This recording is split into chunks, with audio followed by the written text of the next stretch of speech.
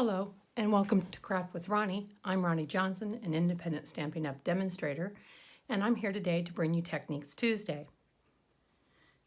I want to make sure everybody knows below this video there is a link, or a number of links, to not only my website, but my blog, my Facebook page, and my Instagram account, and I encourage you to check those out and come stamp with me.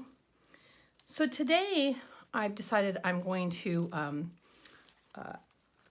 do a card. This technique is called a fractured card, and it looks like the pieces are completely fractured apart. It's a really neat technique, pretty simple to do, and I'm going to show you exactly how we accomplish that.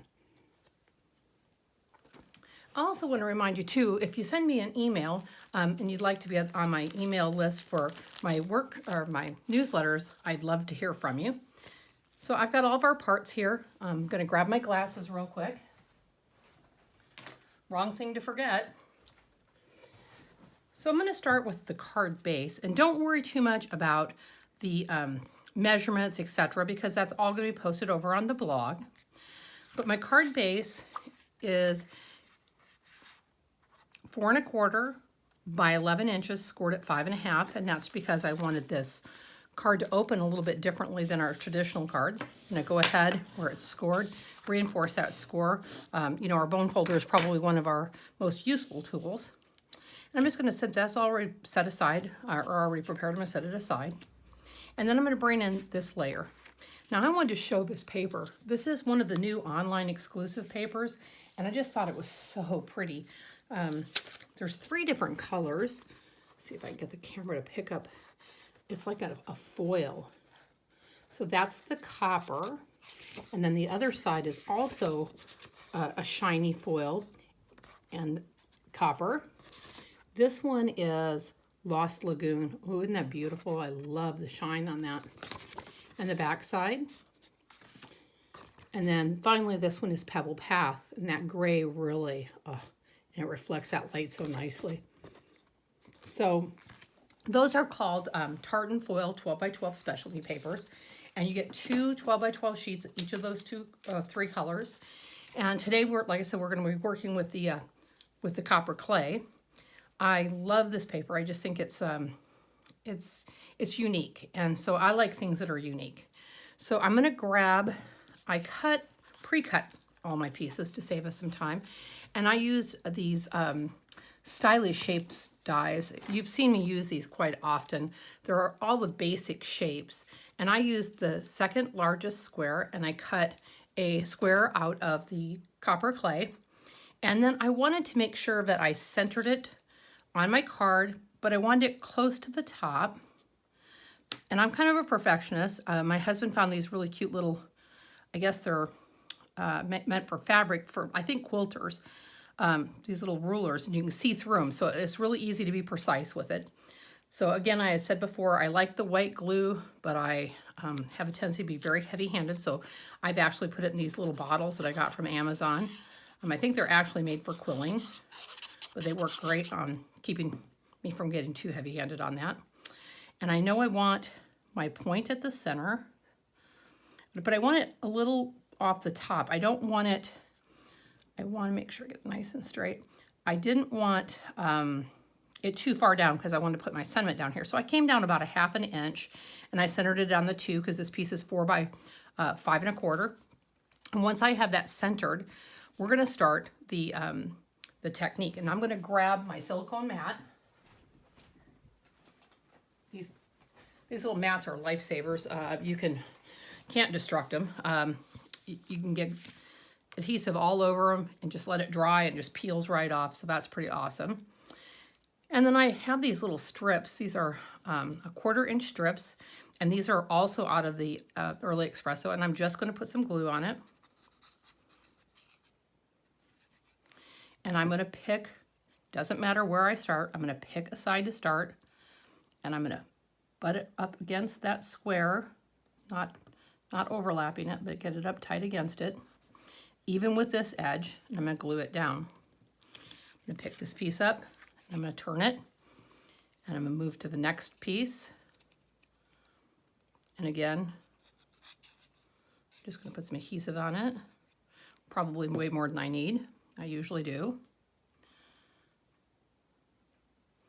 I'm just going to follow that down.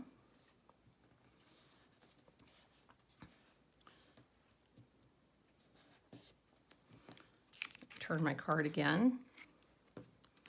And you can see the pattern just keeps repeating itself. You work your way around the card, adding these little strips.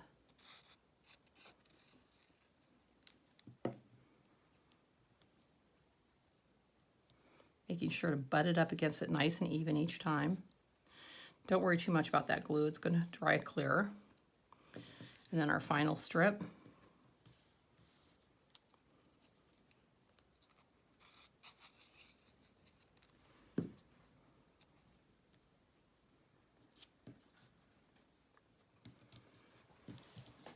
Grab my snips.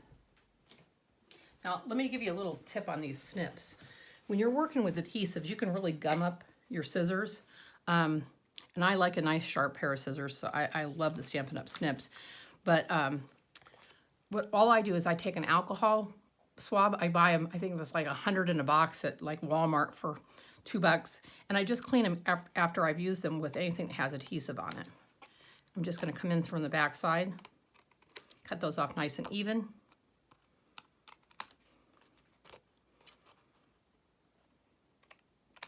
So part of the reason I wanted to show this technique is I get asked a question quite often. It's very interesting. And that question is, well, Ronnie, when is it too little designer series paper or too little cardstock to save the pieces? Well, this is 1/4 inch strips, so I think it kind of answers itself. So I've got that ready. I'm going to go ahead and I'm going to adhere that to my base. Again, using that liquid glue. I mean, I've used lots of tape runners over the years and stuff. I like the liquid glue. I like having that little bit of extra time to kind of shift things if I need to, make sure everything's nice and straight. So I'm just going to get it down here and get it nice and even, or as even as I can. Because like I said, I'm a bit of a perfectionist, but, you know, life's not perfect. And I like to tell the ladies in my card classes that, you know, it's handmade, not Hallmark. And I'd rather have handmade with imperfections and all. So now I'm going to bring in, if you remember that card here that we saw, I'm going to bring those leaves in.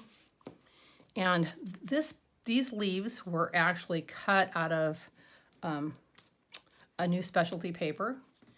And it's oxidized copper 12 by 12 specialty paper. So you get 2 sheets of each color.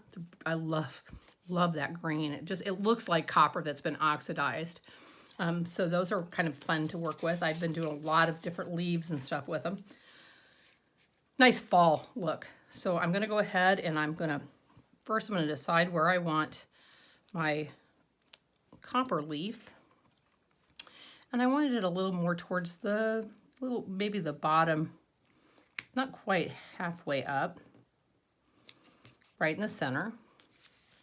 And then I've talked about doing surgery on pieces before, just die cuts, but I'm going to do that again today. I'm just going to snip that off. I don't need that little stem on there, and it's going to just get in my way as I adhere. So I'm going to tuck this one up underneath. Get it where I want it and adhere it. And that's not on a dimensional. The first one I did put on dimensionals to pop them up. But these I decided I wanted to leave just flat against the card. So that there was definitely a difference between the leaves. Again, tuck it up underneath. Get it where you want it. Adhere it. Great. So now the sentiment. I talked about this set. Oh, by the way, the leaves are from the Autumn Leaves dies. They're really neat because you can cut them quite a bit at one time. There's 2 of these, and there's 2 of these, and there's 2 of the little ones. There's some labels. This does a really neat little effect, like it looks like ribbon. But you also have the big leaves that are from the stamp set, and it die cuts. It also die cuts veins that you can add, so it's a pretty neat set.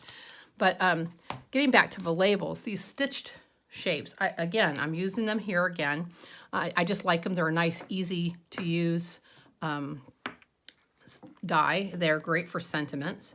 So I've got a little early espresso ink here, And this particular stamp set that I'm going to be using is called Pansy Patch. And I just liked the sentiments in it for this card. So I grabbed the happy birthday.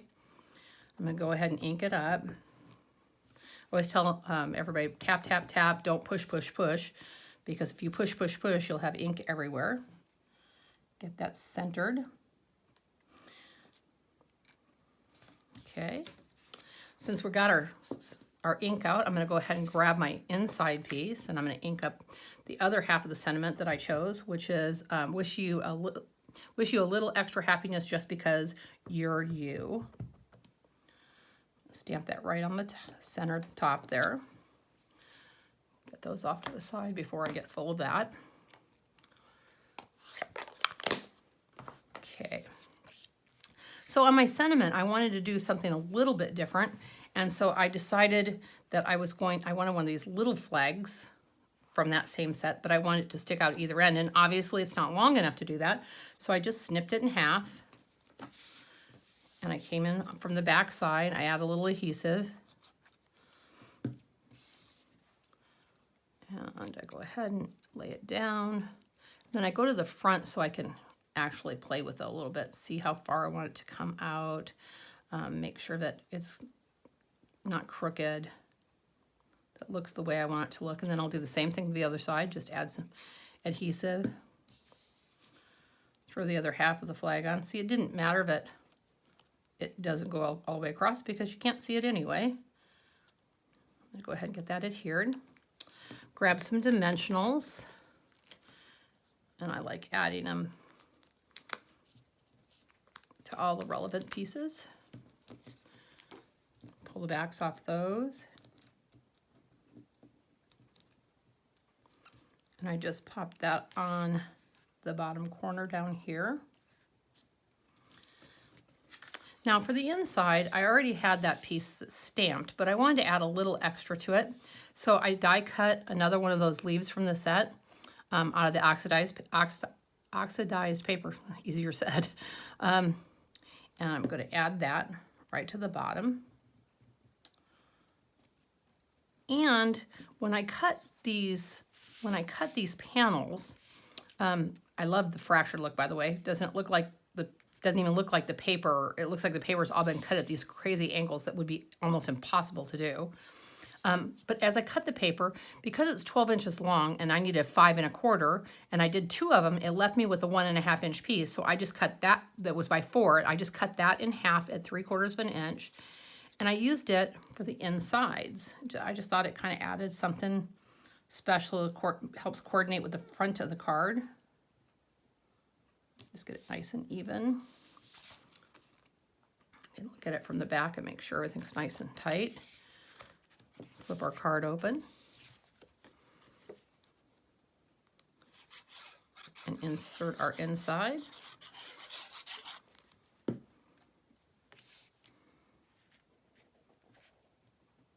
And again, don't worry about those measurements and list of supplies. Will all be over there on the blog. And there you have it, a fractured card without having to do all the math. You know, I used to be good in math in high school, but it's been a long time ago, and this is just so much easier. I thought it was really cute. I think it makes for a nice masculine card. Masculine cards can often be a bit of a challenge for most of us.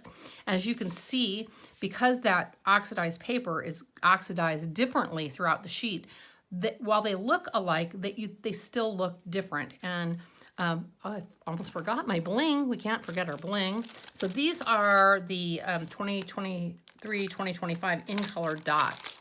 And this particular color, this copper clay, is one of the in colors this year. So that's why I chose it. And I'm going to grab 3 of these. I'm going to start with the biggest one first, I think, here. I like to come at these from the back. I just think it's a little easier to manage them. And then the medium-sized one.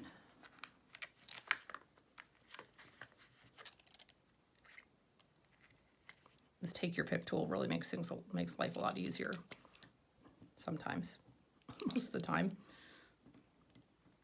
I can tell I'm due for a nail job. It gets harder to work with things when the nails get a little too long. Okay, there we go.